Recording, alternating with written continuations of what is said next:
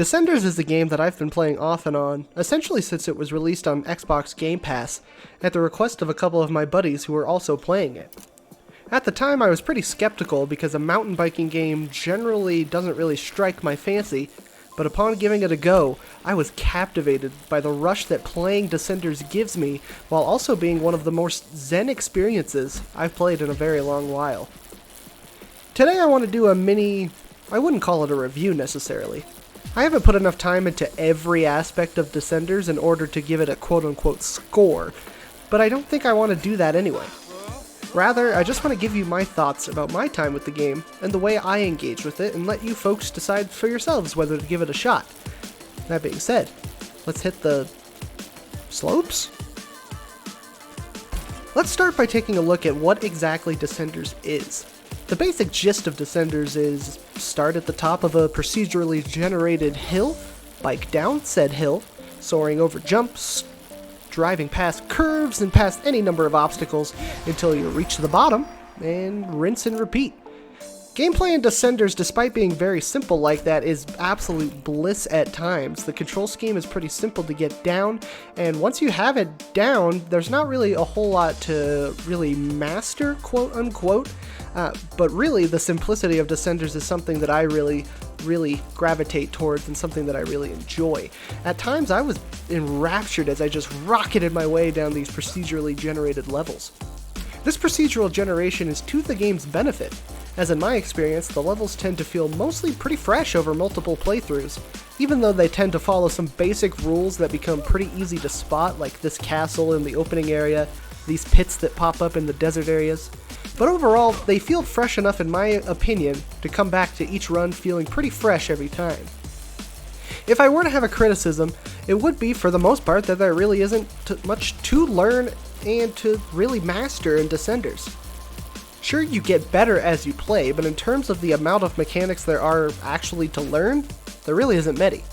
Pedal, jump, flip, make sure you don't land. There are some tricks that you can learn how to do, and I have watched some people who have mastered those tricks. Watching high-level Descenders play is something else entirely. That's something you're not going to see here. But to the average player, there really isn't that much to master to really enjoy Descenders. That's to the game's benefit and also a bit to its detriment in terms of depth. That, whether that's a good thing or a bad thing, really comes down to you.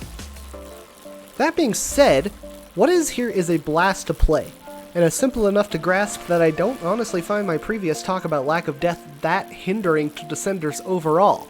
The feeling of flying down hills at crazy speeds, the wind zipping past, trees and rocks becoming distant blurs, it's an absolute joy. That so-called lack of depth that I mentioned a little bit earlier, to me and my experience with Descenders, really didn't hinder it too much. Before talking about the main area of Descenders that I spent my time on, which is career mode, I want to mention one of my other favorite things about Descenders. The game, and even at some points the developers of the game, encourage you to play it exactly as you see fit. And that makes sense. For a game that's on Game Pass, a lot of different types of people are going to not only try this game, but I think a lot of people are going to enjoy this game, specifically because of this. For the speedsters like myself, there's so much downhill madness in this game, especially in the later stages, that'll satisfy that speed urge. For those who just want to cruise, going through nearly any level, at least in the early going, can feel like just a simple bike ride through the country. And I say that in really the best way that I can. I think this will make a lot more sense as I go through career mode, but I just wanted to bring that sense of freedom and that sense of flexibility in how you play. I wanted to bring that up early. Again, the area of the game that I've spent the most time in is career mode, which really isn't a traditional career mode. There are 4 environments in the game in which maps are generated in during career mode. So you start out in the highlands, then you progress to the forest, followed by the canyon, and then you end the game, quote unquote, in the peaks.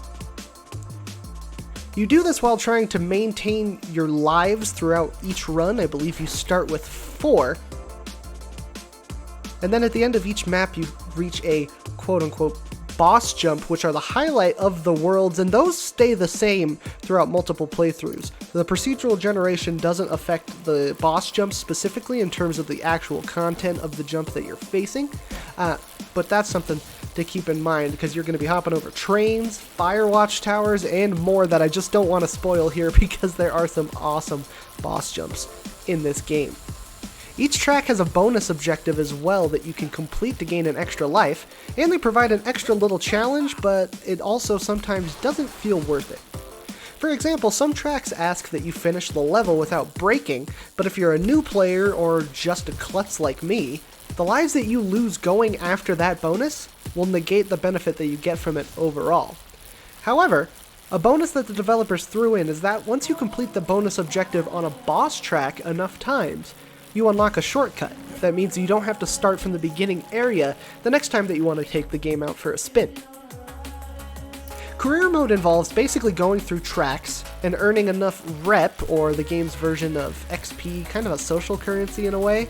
And at the beginning, you can use that to unlock Career Plus, which is, in my opinion, is definitely worth working towards, as it unlocks 4 brand new environments to slide and possibly crash in addition to the 4 areas in the game by default. At a certain point, you unlock the ability to sign with one of the fictional biking teams in this game as well. From what I've seen, the team that you choose is mostly an aesthetic choice, even though the special sponsor tracks that pop up in career mode now and then, they show a bit of a sense of that individuality between each team, with each team having their own style of track that suits them the best. For example, I picked Kinetic, at least early on here, because I just like the tracks in this game that allow you to go down a hill as fast as you can, as steep as you can. I enjoy those tracks, and that's what Kinetic offered, so that's what I picked there, but most of all, it's kind of just up to you, and that sponsorship system, pretty fun, no complaints there. However, my first criticism of this game is its progression system. At the moment, it's pretty thin. In Descenders, your rep score at the end of tracks and sessions is converted into rep points, and then how much rep you get over time unlocks better cosmetics for your character at the end of each run. Therefore, the more rep you earn by going faster, landing tricks, and simply not dying, the better chance at a cooler cosmetic item that'll pop up at the end of your run. For the most part, this actually doesn't really bother me. It encourages more skilled players to take greater risks to earn better items, while at the same time creates replayability and a reason to master the game. My issue with it is that it's not explained very well. I actually had to Google researching this video what rep actually does beyond 100,000 points to unlock Career Plus. Now, part of that, I could say we can chalk that up to me being a bit of a dummy. I'll just get that particular comment out of the way right now. But there is really a lack of a true explanation as to what rep actually does in the game. It's a bit of a minor grievance, but it's one that I wanted to address in my otherwise enjoyable time with Descenders.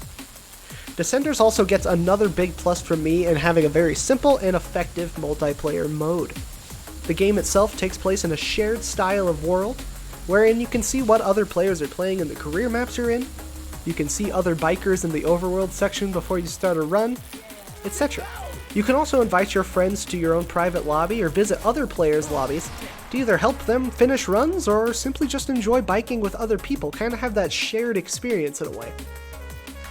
There isn't too much that I can see in terms of pure competition in Descenders, other than the leaderboards and the stats that pop up in game, but to me, that's not why I'm really playing this game, so I wouldn't really call it a criticism.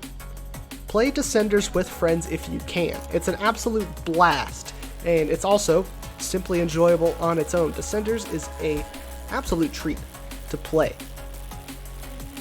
That being said, I wanted to briefly touch up before we finish up here on how I play Descenders.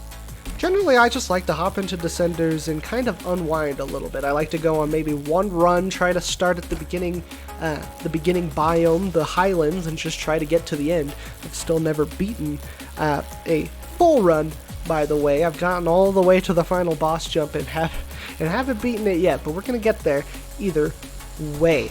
But I like to play it to relax, so sometimes if I see some obstacles I don't like, sometimes I like to slow down and go past them, and that's okay. The game encourages you to do whatever you want in that respect, and that's something I've really enjoyed. Descenders has been a joy to play, and not only in just getting set for this video, but all the other times I've played it since I started playing it in around May of 2019. But in my roughly 9 months with the game as of the date I'm recording this, I haven't found much else that can put me in a state of pure relaxation and absorption, the way that Descender's admittedly simple gameplay loop does. It's a meditative experience playing Descenders. Despite the lack of any real long-term goals in the game besides unlocking just more cosmetics for your writer, it's the bite-sized pieces of adrenaline and thrill that keep you chomping at the bit for more, and I couldn't recommend it enough for anyone with Xbox Game Pass on console or PC to at least give a try if you don't want to commit the money right away. I believe it's on sale for about $25. But if you do have Xbox Game Pass, this game truly deserves to at least have a bit of your time. Thanks for watching. I'll leave you now with a clip of me playing a map in the forest biome and let you see a little bit for yourself. But thanks again for watching. Hopefully you give Descenders a try if you can. If you enjoyed the video, please leave a like. It's always appreciated. I'm going to do more of these in the future. But for now, thanks for watching. We'll talk to you next time.